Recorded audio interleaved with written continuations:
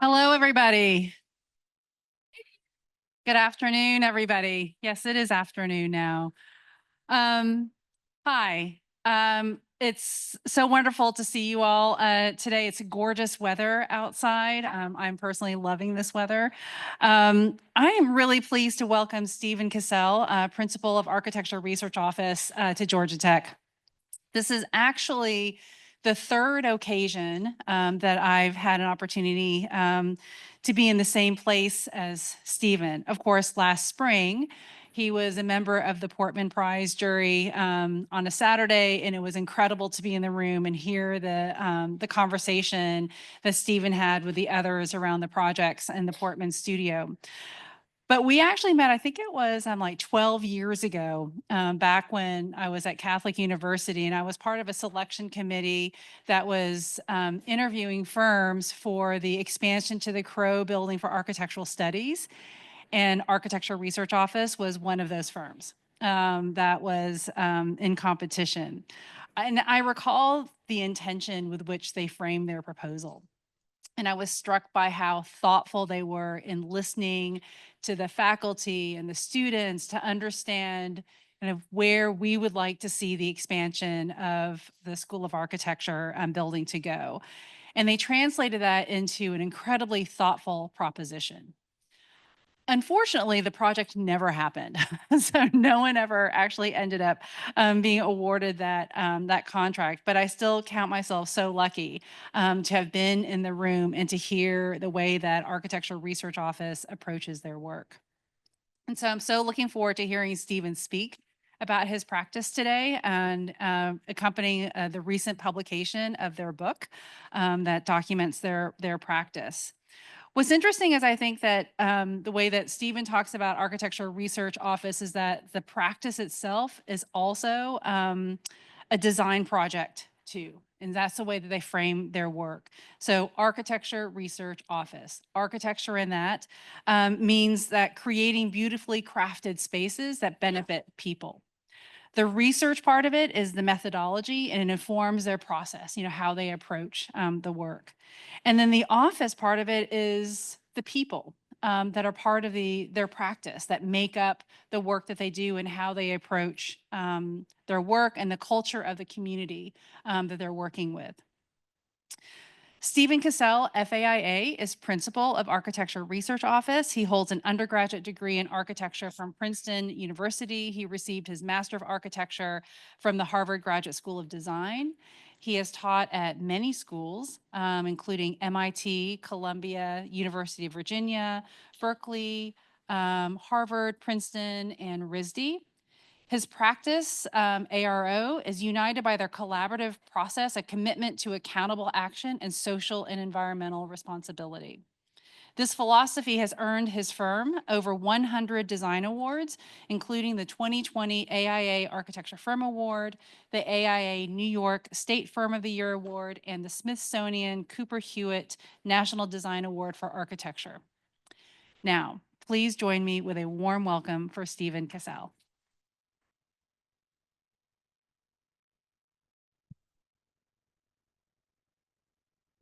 Yeah, okay.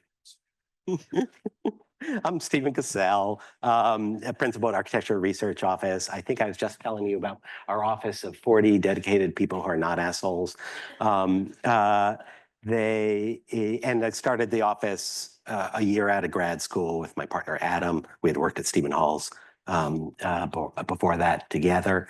And from the beginning, we sort of believe in a radical diversity of work as a foundation to the office, ideas that cross-pollinate. So whether it's a boathouse in the city in Brooklyn Bridge Park, or one in a park that is upstate New York, whether it's a passive house design project for a 1,100 square foot building in upstate New York, to a 140,000 square foot passive house school that I'll talk about in a little bit, to houses in the mountains or houses in the fields, to academic buildings like a math building at Brown University, or our only football stadium addition here, and the best opening day. And I see a University of Cincinnati fan up front. Go Bearcats.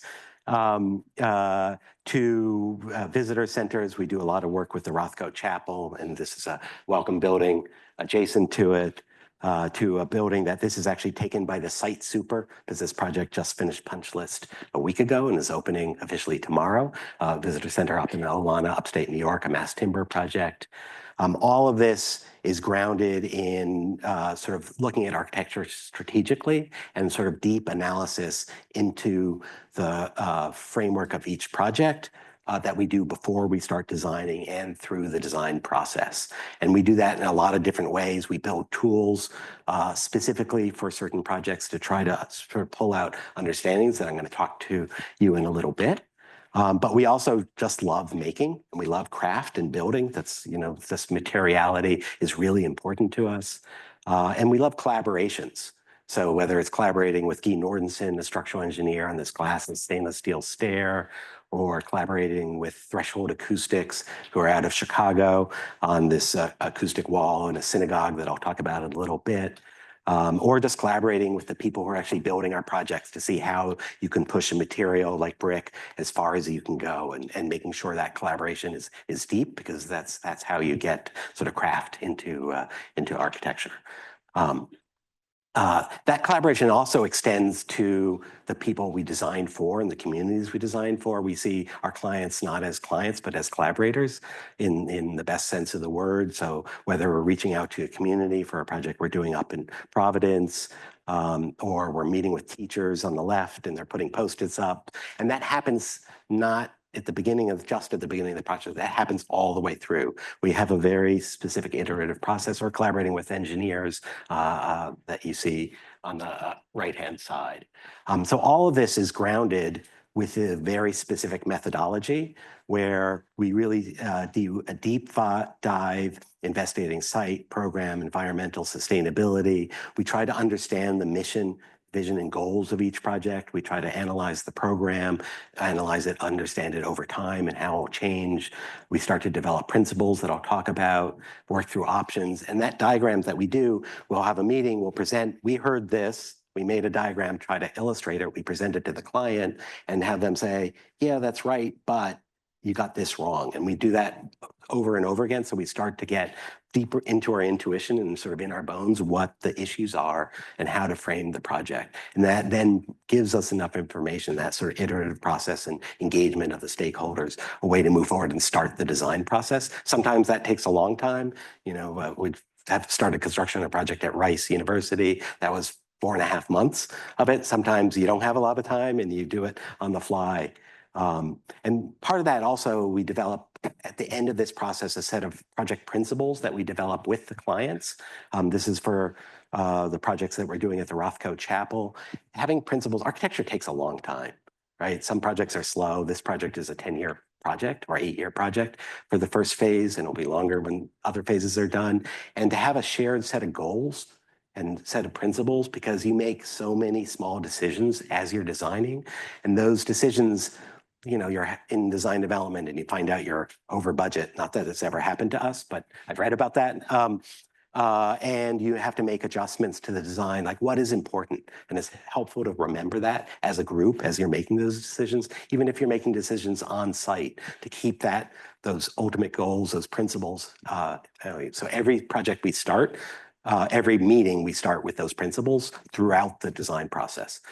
This is the Rothko Chapel, where we're expanding the campus and doing 3 new buildings, one of which is done. The other one's under construction, as well as restoring the chapel as well.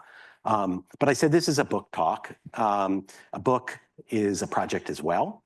When we worked on this, when we work on projects like the book, we use it as an opportunity to think about who we are and how we're working. And I'll say this again, every project, and Julie said it as well, we see our office as the main design project, right? We're always adjusting it, changing how we design, also as our priorities change or as we grow as architects. So we use that book as that. And as we're working on it, we realize, we have these principles for projects, but really over the years, we have some pretty clear guiding principles that we've never like articulated clearly, but we knew them intuitively. And let's use the book as an opportunity to put these principles in writing, and then using projects to illustrate them. So that's how the book is organized, is while it talks about the structure of our office and how we think about it and how we started at the beginning and as an interview at the end, it's really grounded and organized by a set of principles. And so I'm going to talk to you about those principles now. One of the interesting things about writing a book, so we finished editing and that principles and stuff maybe in late April, is you read the things so many damn times that you stop seeing the words on the page. So actually, I hadn't looked at them. I knew intuitively what they are, but I hadn't looked at them until last week when I started getting ready for this lecture, just because I couldn't see them anymore because I'd read it too many times, made so many adjustments. So I'm going to start with principle one, which is strategize for maximum impact. So what do we mean by that? And really what we mean, I even brought the written things out. That's how long it was. So what we mean is that when we're starting a project and we understand what the goals are and we define those goals, we try to be strategic in the tools that we use to achieve that. And so that means sometimes not just making architectural forms or spaces, but developing processes, infrastructures, frameworks. It also means being really collaborative, because sometimes what architecture can do is not the most efficient way to get to your goals. Sometimes landscape architecture is better part of that, or pulling that in, or an engineer or a graphic designer. And so trying to say, for this project, for this specific set of goals, who are the right people to collaborate with to make sure we get the most out of it to go towards what the goals of the projects are. And our goal is really to transcend the specific objectives of the project and then really weave together design elements, large and small, to get the most long-lasting impact. Like in the end, you want to make architecture that's impactful for the communities and the people do there. And there's different tools to use. So we try to find the right ones and the right design processes. And sometimes that also means not even trying to make your architecture seen. Sometimes some projects are better not architecture projects, and we realize that. So an example of that is a project called New Urban Ground. This is a project that is exactly today 15 years old. It is a project that was commissioned by the Museum of Modern Art for a show called Rising Currents. It was is basically looking at climate change in the greater New York Harbor. And so 5 teams, and this was based on some research that we had done with Professor Guy Nordenson from Princeton, Catherine Sievett, who's now the chair of landscape at Penn. It was a La Trobe Foundation grant, which is this AIA grant that we spent a couple of years looking at this in a larger scale. And this exhibit set up was basically giving that information to these 5 teams. He had it all and trying to say in a short period of time, this was a 6-week project. So it was an incredibly tight charrette. We're all in the same building at PS1. This was all during the Great Recession, our first global economic meltdown, once in a lifetime meltdown. There's been another once in a lifetime meltdown, COVID, strangely. So we're all in one building, all working together, shredding or back to the office and going for pinups. These are the 5 areas around the greater New York Harbor. We had Site 0, which is the tip of Manhattan. Our team was ARO, but at that beginning of that, we wanted to bring in a friend of ours, Susanna Drake of D-Land Studio, now a partner of Sasaki, who we felt her approach to landscape and her approach to sustainability really made sense as a team member. And it was a complete collaboration, the blurring of the lines between who did what. And we started that by research. And so what does that mean? The map that you see where it's the dark gray in the center is the original coastline of Manhattan. It's grown over the years through landfill. Just remember that inner shape. But over time, what was sort of a natural edge of the island and a natural relationship of the land and water slowly got into a hardened edge, from a reciprocal relationship of land and water to a hardened edge where it was an opposition of that. And so in framing the problem, and it's important to frame the problem that you're trying to look at, we decided to frame it to deal with 3 things. First, If the little arrows represent CSOs, combined sewer outflows. New York City has an old-fashioned sewer system. When it rains, sewage and rainwater go together. Now, more modern ones are separated, and a half inch of rain can basically overwhelm the system, and it dumps what they politely call effluent into waters around New York City. Not a little bit. Over, at least the time we did this, over a year, it was 27 billion gallons of it. So it's a lot. And that happens because the water is going into the system. It's not being absorbed into the ground. So that was one problem. Second problem is sea level rise, right? So what's sea level rise in 100 years? We picked a medium high thing, which obviously was too optimistic. Even looking at it now, sadly, that was 6 foot of sea level rise. You can see how much that would inundate Manhattan in a center image. And then finally, storm surge. The worst you expect in New York City, knock on wood, is a Category 2 hurricane.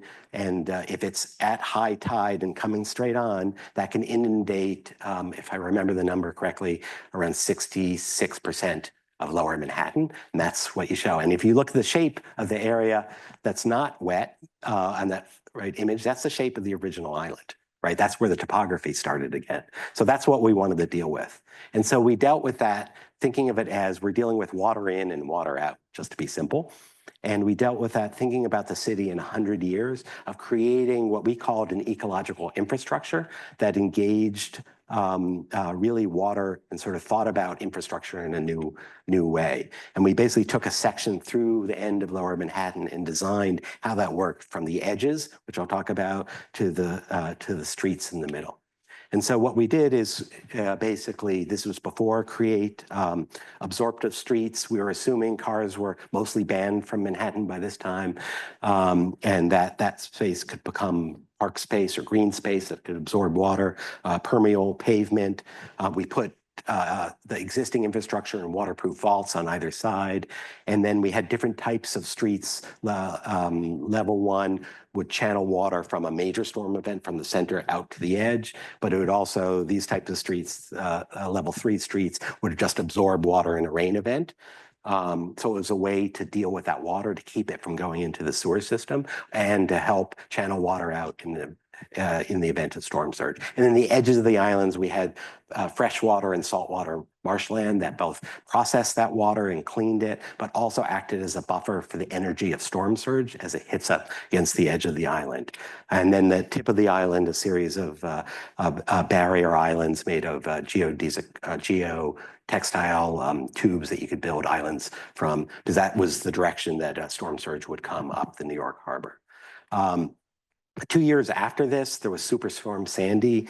So we did the Latrobe work 2007 to 9, then the MoMA was 2010, then 2012. It says Hurricane Sandy. It was really Superstorm Sandy, a large area of the storm surge, and it hit the island. All of a sudden, there was a lot more interest in this work. We did work with the Office of City Planning and post-Sandy analysis of housing types and how to change housing regulations. And then 5 years ago, they announced $10 billion to start to implement slightly different than what we projected, but beginning of that. And it'll cost a lot more than 10 billion to finish the thing. So that's really saying, in that case, architecture, it wasn't an architecture project. We decided, like, we don't want to see anything above ground other than plants. This was once we understood what the problem was. The next is approach architecture as a social act. And, you know, very simply, we believe architecture is social. Every project you do, it should support shared visions and values of stakeholders, design collaborators, inhabitants, neighbors, communities.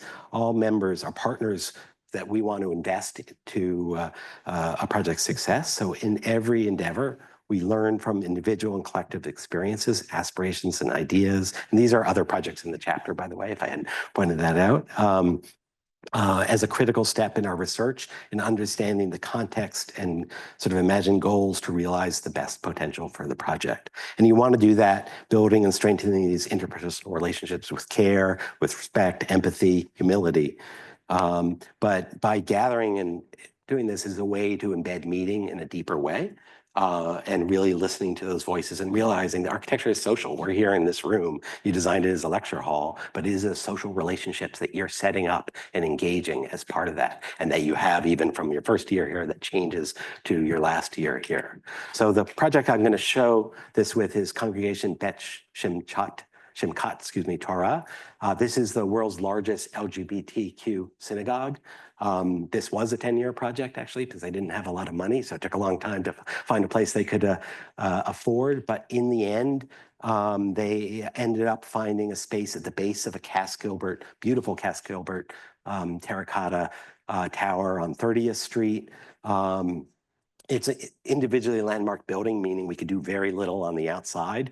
You see the words of the, we call them CBST, they call themselves that, is behind the glass by 18 inches, because that way landmarks can't comment on it when it's that far back. And that plane of lavender glass and the rainbow flags, they wanted to clearly announce themselves on the street. That had meaning to them. They used to be in a courtyard for around 25 years. They were hard to find. The Rabbi Kleinbaum said they were like a lesbian bar in the 70s. You had to just know where they were. And they wanted to be proud and out there. They also wanted to be safe. And this is next door to a police station. And safety was a real issue. And so they could afford this ground floor and the basement. The basement luckily had 13-foot high ceilings. We graded it from public spaces to on the right where the street is, to the sanctuary on the left, where it really was a sanctuary from the city. And I'll talk about that in a second. All of this is within a 20-foot column grid of a 20-story building.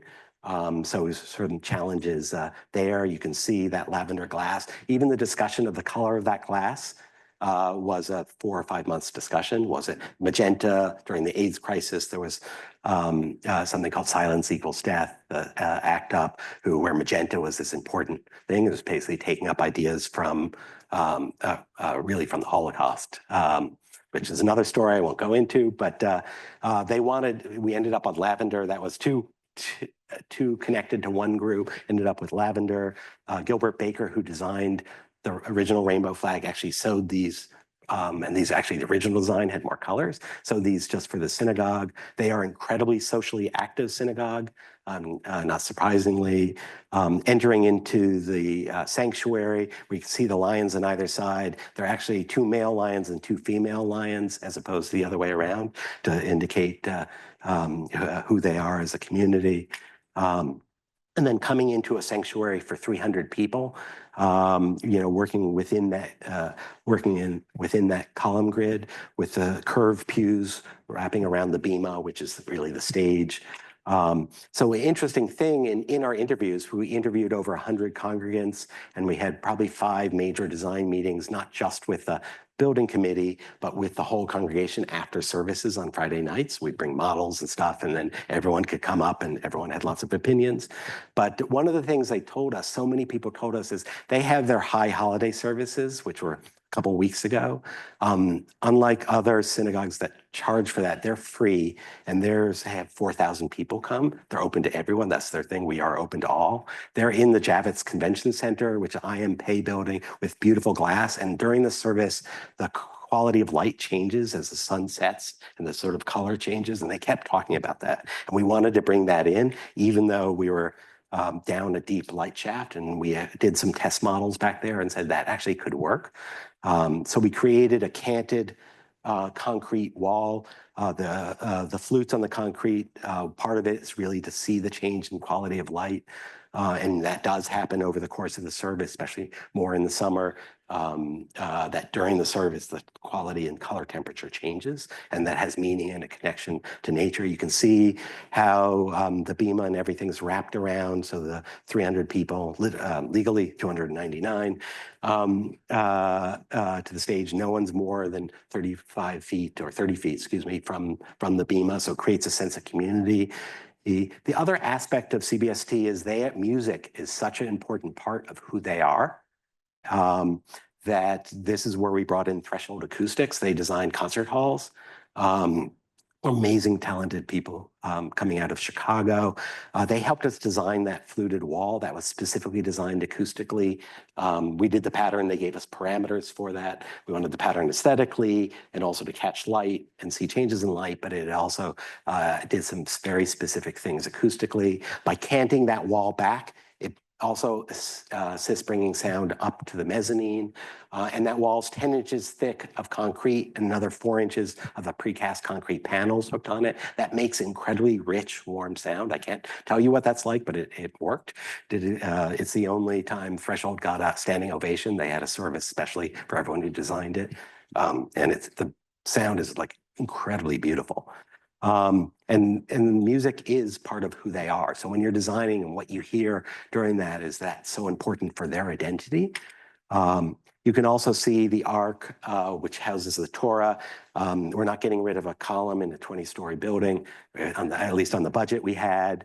The column becomes the tree of life and the tree that's holding up the building. And embedded in that is a eternal flame that's part of sanctuaries. And then behind that, covered in steam bent wood, because they use a sanctuary not just for religious services, but they don't have enough space. This is a New York problem. So it's also for weddings, and the pews stack up and they can move out of the way and there's storage. So they didn't want to have the ark exposed there, but then it can open up to a layer of hand woven silver and gold and a natural fiber thing woven by a collective called Hechizu out of Bogota, Colombia. One of the other important things they kept telling me is that we're a gay and lesbian synagogue and it has to be fabulous. There has to be fabulous there. So the gold and silver is part of the fabulous. And then open that up beyond is a laser cut fabric that is called a paroquet that hides the Torahs. You're not supposed to show photos of the Torahs, or I'd have it show you it up. And that is laser cut with a pattern and then a gold fabric, again, fabulous behind it. The design of that, and they wanted as many connections to the different traditions of Judaism because they're LGBTQ synagogue, there's not a lot of them. They're conservative, they're reform, they're all these things. This one, basically, we came up with a pattern that was derived from a frieze in a synagogue, 1350s synagogue in Spain, and then came up with a laser cut pattern that also tied in with the history of cut paper that you can see in the lower right-hand corner. It also tied in with the idea that they call themselves radically traditional, reinventing Judaism, traditional Judaism in light of human sexuality. And so that sort of, we saw this as a radically traditional. And then going downstairs, trying to put the history in everywhere we can, and sort of, as the rabbi called it, their soul, putting quotes from Walt Whitman that's in their prayer book, images from their history, just in the elevator, to dropping it into the steps itself, that's also Walt Whitman. To reusing an ark from a 1920s synagogue in their chapel that also serves as a library, to this is the only project I show bathroom at. They have a non-gendered restroom. They had the first legal non-gendered restroom in New York. It was illegal to do. The rabbi said, and we said we can just change the signs. That's what the restaurants were doing at the time. And she's like, no, that's not acceptable to us. As a community, we want them to accept what we need. And so we applied for a variance. New York City is a complicated code and zoning thing, but we got on the lower left-hand corner where they came back and granted it, saying in consideration of the proposed synagogue for the LGBTQ community, where the conventional definition of gender is no longer sufficient. So that's unusual words to hear from the DOB in New York City. Usually it's just no. The other thing is we had more of the history wall within that. This was designed by Alexa Mulvihill, mining their history, some of it happy, some of it incredibly sad. I always choke up a little bit when I think about this. They lost almost half their congregation to AIDS. And so you can see a letter there that was someone who clearly had AIDS before it was defined as a disease, before they knew what it was. And so how do you put the soul, how do you put the things that you learn from the community, embed that within a project to give it meaning to those who use it? Engaging the complexity of context. You know what? When you're designing, there's context that site, the physical thing we're around, but we see that as a more layered, sometimes invisible conditions that exist. And so we sort of expand the notion of context, which allows us to envision architecture really as a web of physical, historical, social relationships. And we research these through processes of intense inquiry, engagement with the people that I talked about already, and analyzing both large and small frames of reference. So we try to engage these as many ways as possible to create architecture that's more grounded in the sense of the people and place it's served. I guess it's deeply grounded in the Greenwood Cemetery and Education Center that I'm going to show you. This is a project that's under construction right now. Excuse me. Greenwood Cemetery is an 1830s cemetery in the heart of Brooklyn. I live a 45-minute walk or half-hour walk from there. You can see the sites right outside of it. It's actually quite a beautiful thing. It was a proto park before Central Park. It has incredible history in it. I mean, there was a Revolutionary War battle there. There's, so many Civil War graves. There's basically the history of New York is sort of written within here, plus its amazing green space. It had a great little greenhouse in the lower right-hand corner. This is like 120 years old and falling apart. That's where you bought flowers before you went in. And then it had an amazing gatehouse at the top of the entry hill that was designed in the 1850s. And they wanted to create a place to basically center you and teach you about the history of Greenwood, either before or after you go into the cemetery. So you can see the gate on the right, that's up around 25 feet higher because you go up a hill, then the greenhouse. You can see the project site right there. We thought of it, this is how we found it when we started the design.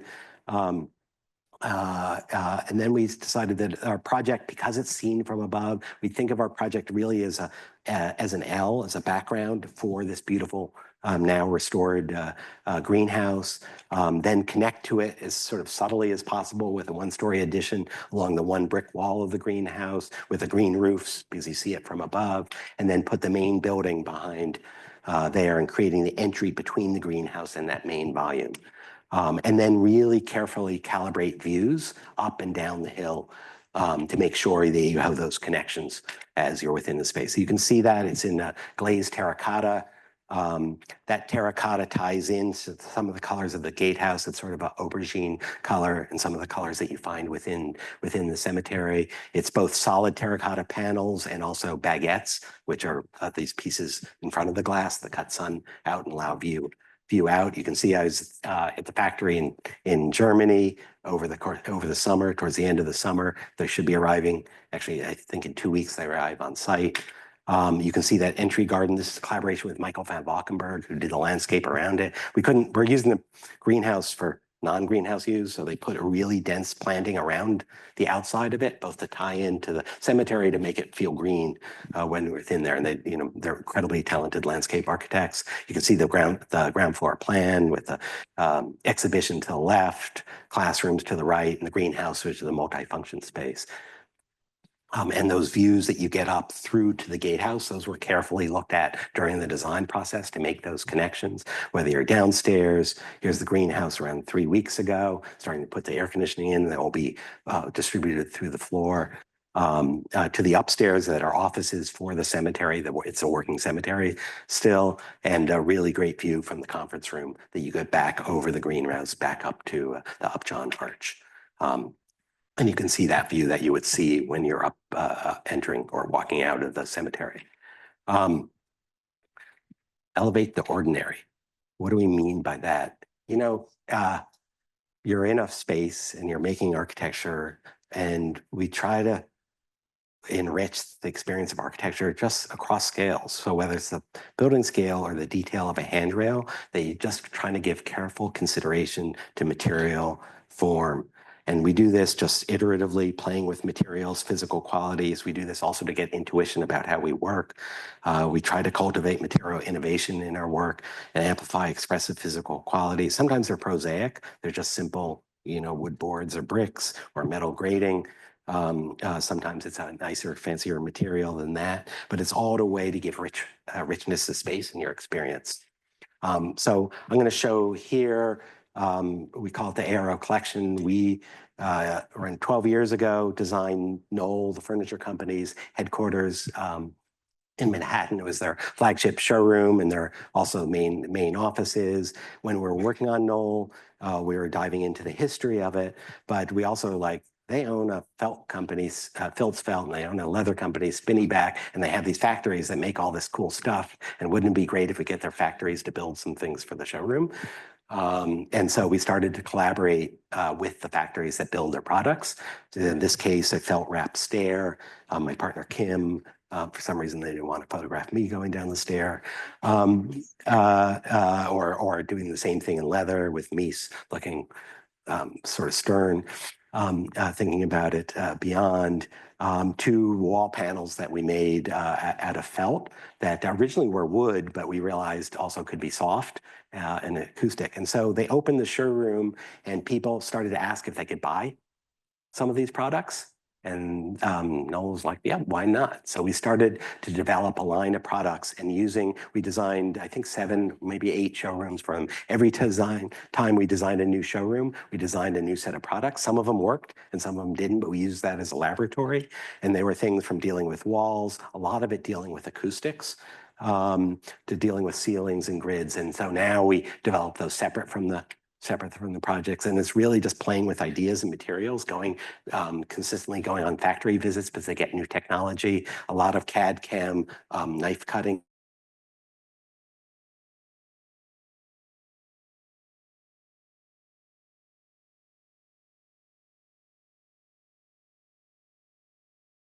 Quite work out. Even just saying, can we do things that just fit into an acoustic tile ceiling grid? And then starting to test these acoustically. So a lot of these are acoustically that change the quality of space and give you a materiality at the same time. A lot of like Google has a ton of this stuff in their offices. We're happy about that. And then turning these into products that are modular that clip on and can pop on and off. So they have very specific construction techniques and always developing those. You can see a bench version that we did in one showroom in a magenta, or a shingles on the right, or another plank system. We're not good at names, so we usually call things plank 1, 2, 3. Same thing with the book. We're not good at names. Or just perforated screen. We're an office that loves patterns. It's just a side obsession of ours. And just either venting or pulling out patterns from math. There's a lot of mathematics about patterning and tiling to work on the ceiling, to different curve panels. Again, some things turn into products, some things it's too expensive, or no one wanted it.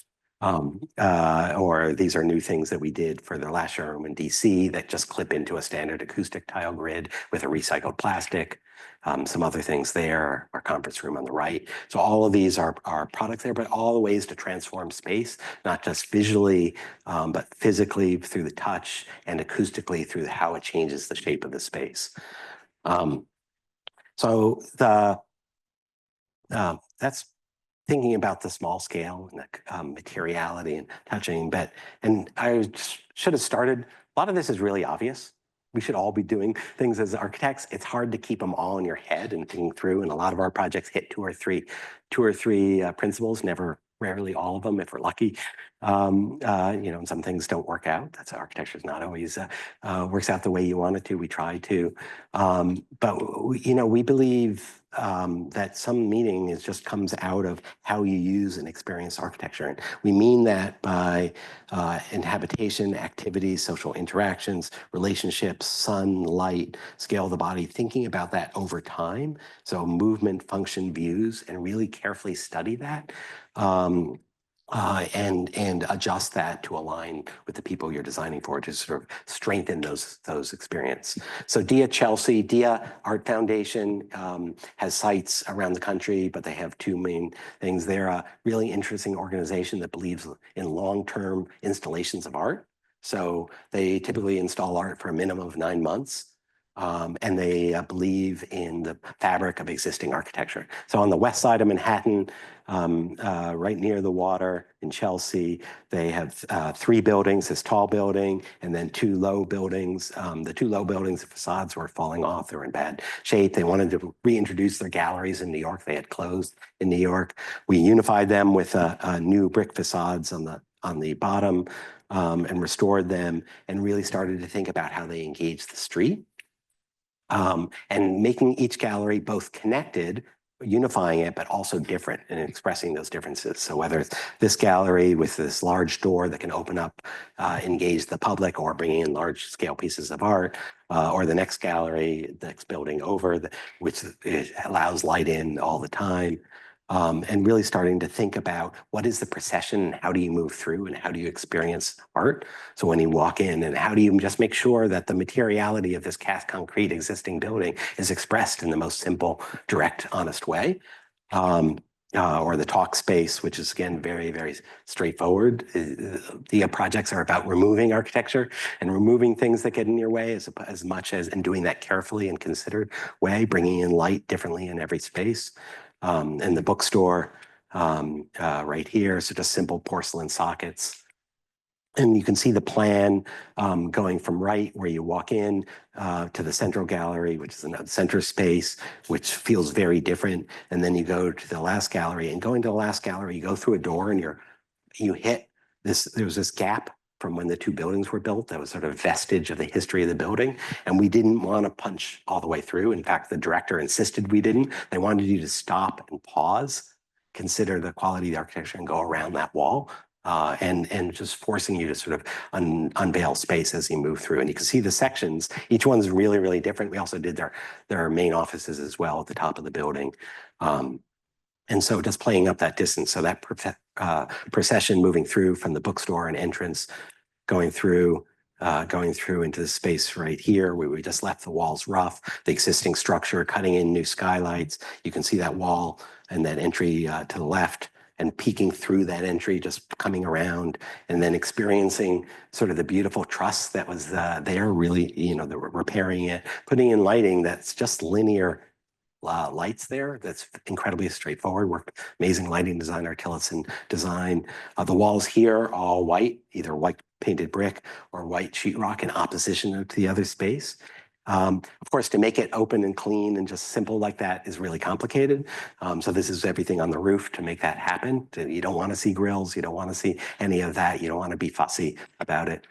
And then the art itself, first installation with Lucy Raven, her installation within it, this was a video, I think it was like a 35-minute, 40-minute video that was pretty incredible. Camille Normant, who's a sound artist. This is an installation in the center space, and the installation that she also did store. Again, these are up for 9 months. They're there for a long time. They want you to come back again and again and experience it in different ways and different light. Or the most recent installation, Delcy Morello's, where smell actually was a large part of that. Second to last principle, work with integrity. This is a little bit of abstract, and I'll go through this. This is a harder one, but it's maybe straightforward at the same time. And so we want to just make sure that what we're doing with care, respect, and honesty of just what we're trying to do, not bullshitting ourselves. Is to be completely straightforward. And we want to do that with clarity, purpose, try to be rigorous in our process, try to be elegant in the craft of making architecture.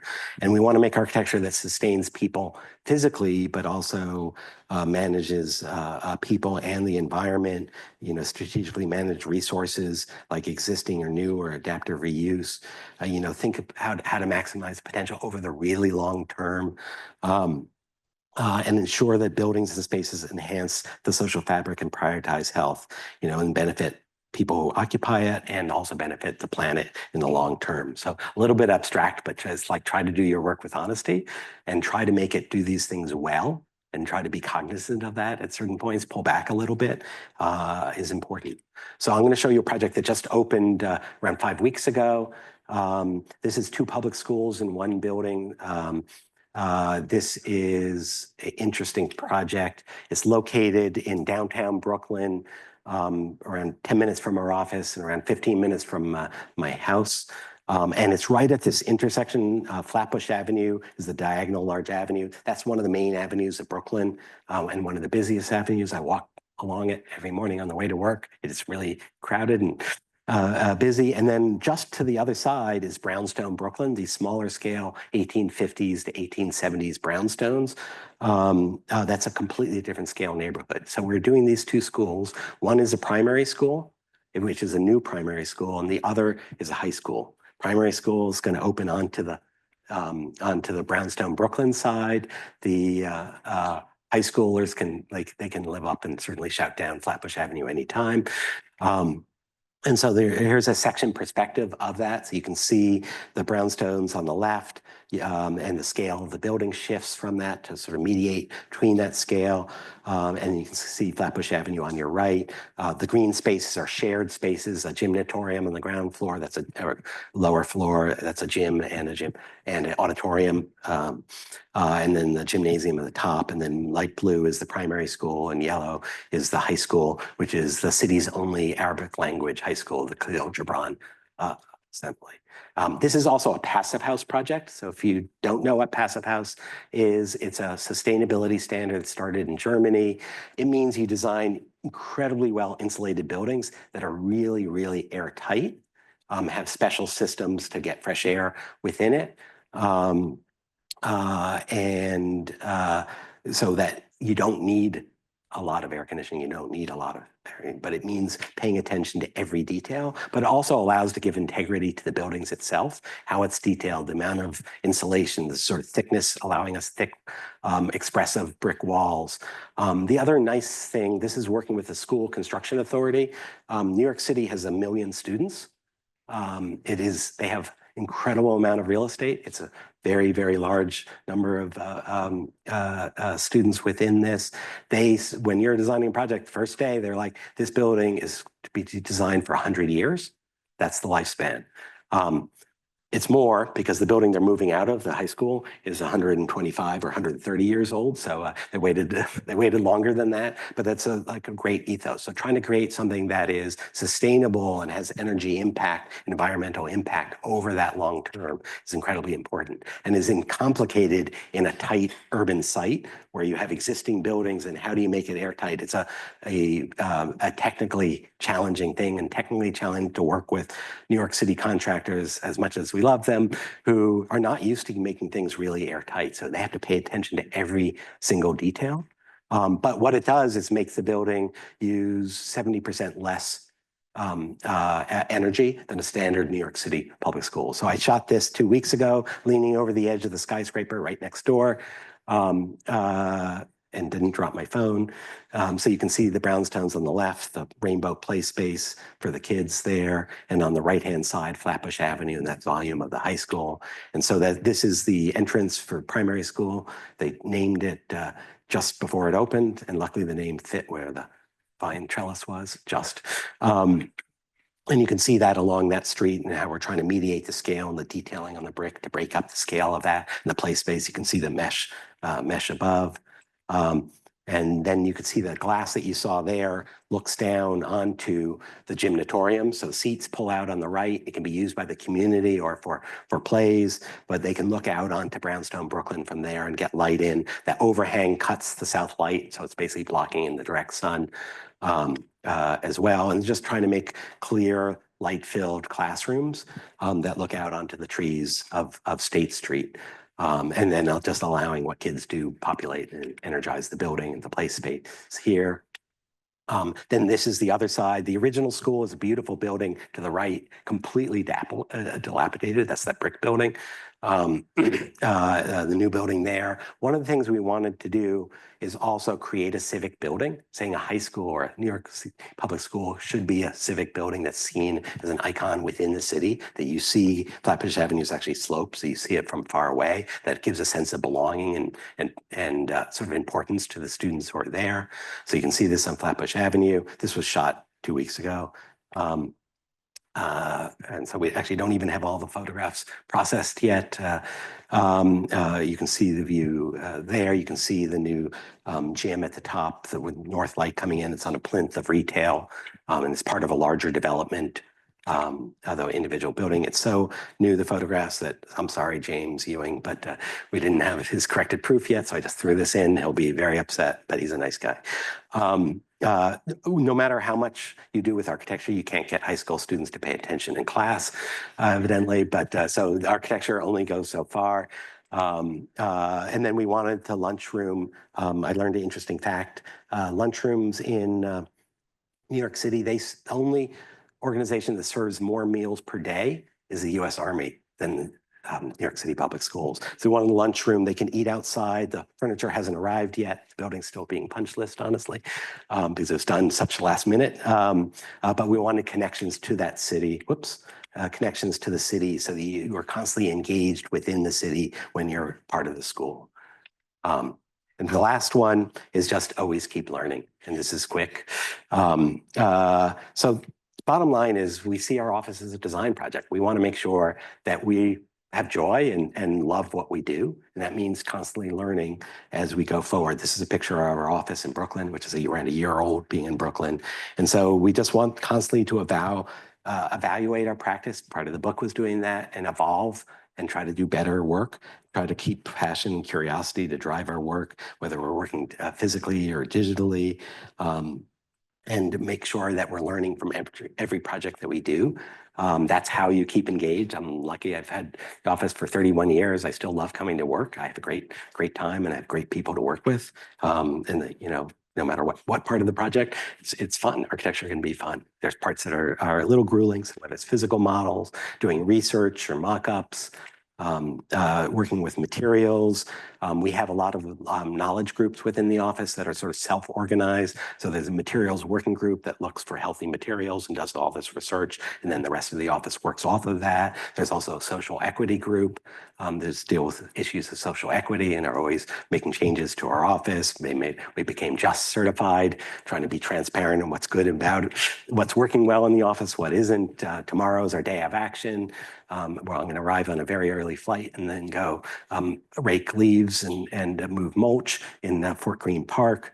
Mentoring is really important within the office. We have people mentor, and we all have to be mentors, and also giving opportunities for people in the office to be mentors through a lot of different. New York City has a lot of different programs for that, and then really just trying to be meaningful, impactful, and joyful in what we do, and that's why we all like coming to work and making sure we have a great community as an office. I think I can end right there. And there's the plug for the book. Thank you.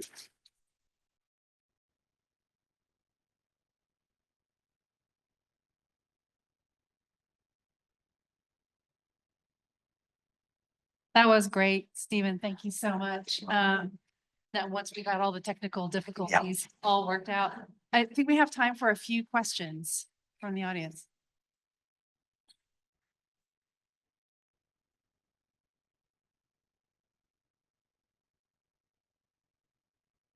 First of all, super grateful for the presentation. I think it was super inspirational. Thank you. I might sound a little greedy with how loaded this question might be, but looking at innovations like the arrow block and the nature of projects you've done, what do you think is the meaning and importance of identity in architecture? And what do you think are tools and architectural manifestations of identity in 2024? I think that's a great question. And like the synagogue is a good example of that. It actually starts from making sure we have a diverse group of people within the office, right? So the bottom line is, I'm a white middle-aged guy from Brooklyn, and my partner Kim from Oregon, and we have someone else from Nigeria, and we all hear differently when we're talking to clients. So part of it is making sure you have diversity of viewpoints within the office, because when we're at meetings, we all hear different subtleties as a way to do that. So, and hearing and listening is such an important part of what we do as architects, and having empathy, meaning trying to understand where those conversations are. I think that's the grounding for identity and meaning and belonging within architecture. Those first steps are so key.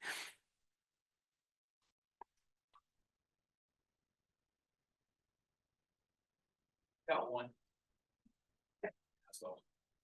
So I've got one. It's clear from your talk that you've put a lot of care into this book, and done a great job at conveying sort of what makes you special, what makes your firm special, your ethos and such. But there's one thing that you didn't cover that I'm really interested in. Just based on us being students, is we have to make portfolios ourselves. The cover. How'd you come up with the cover? Well, I told you, besides the words that are on it, it was pretty obvious what to put there. I told you we love patterns. And so this is a pattern that's derived off of another pattern. It's an isohedral monohedral tiling pattern that I found in a math book, probably the third project we did in the office. But it didn't have a gap. Then we translated it for a product at Knoll of laser cut felt. So we're like, we love patterns so much. Let's get one on the cover, and simple, as simple as that. We like patterns, let's use one here. Good question.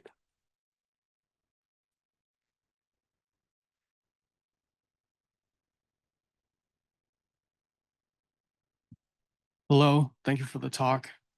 My name is Hassan. And my question is, at the beginning of your talk, you mentioned that you and your partner Adam started your firm 1 year out of grad school. And I was wondering what challenges you faced being new designers going out on your own. Well, the opposite of a challenge is naivete. So sometimes it's better not to know. But in all seriousness, Adam and I were really lucky. Adam was a grad student when I was an undergrad and when I was at Princeton.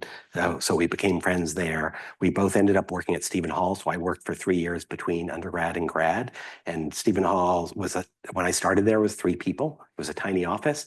And Stephen loved watercolors and architecture and hated everything else. So I just volunteered to do all this different stuff in addition to designing. It's like, yeah, I'll try to do that contract. It's like for a while, the bookkeeper left. So I tried bookkeeping. So we learned a bunch of stuff along the way.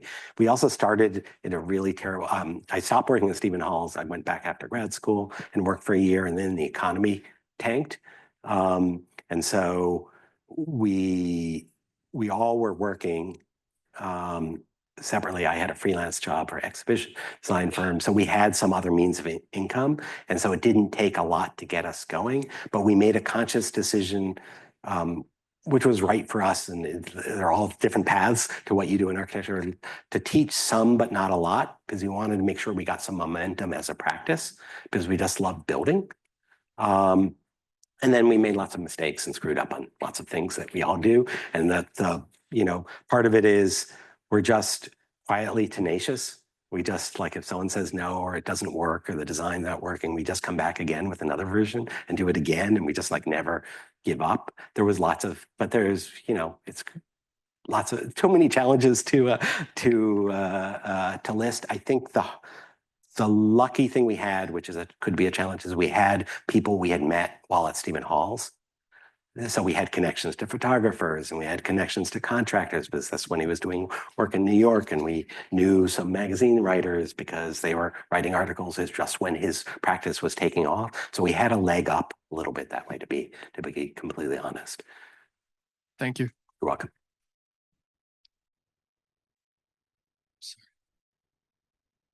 I had a question about Zoom? No. Zoom. Yeah. Yeah. Yeah. Can you forgive me? No, I really appreciate the presentation, and I was curious, like, the more you guys have defined your practice and what you're about and your philosophy on design, have you found that a lot of clients come to you with these like projects that require that research and like careful touch? Yeah, it's self-selecting. Yeah. Right. So definitely the case. Some people come to us. Sometimes we get on RFP and lists and things, and we present who we are. And some people are like, oh, that's exactly what I want. We just didn't get a project we've done like 8 projects at Brown. We just didn't get a project there a couple of weeks ago. And the user group, they're so academic, and they're like, we just want to know the answer. So sometimes it's self-selecting, and people who want that process hire us. The ones who don't hire us. Sometimes our fees are a little bit higher, not a lot higher, because we can't get hired if that happens. So I think it's self-selecting. As if you're presenting who you are and what you care about, then those are people you get. One thing we did learn early on is if you take especially the younger you are, if you don't have kids, it's easier to not make a lot of money.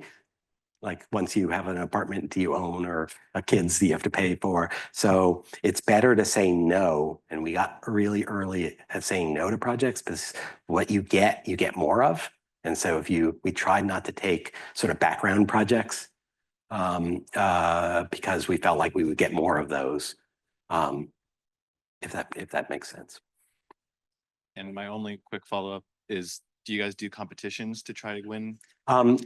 Rarely. Earlier on, we won a bunch of competitions. We actually designed a museum for Motown that we won. Smokey Robinson was on the jury. It was amazing. It was an amazing thing. It never got built. We had a bunch of competitions we won.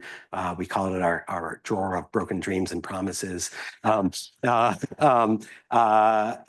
once in a while we do. And it depends on what's in the office at the time. And sometimes we do them just because like we've been in CA or CDs and we just feel like metabolism is important. Like if all projects are in one phase, you got to keep the time top. So sometimes we'll say yes. We try to do them invited competitions if we can, but once in a while we'll do open ones too. That's just because it's fun and it's good for people in the office.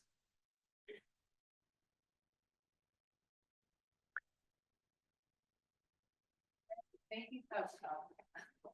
Great. Thank you so much. What a great lecture. Let's thank Stephen again.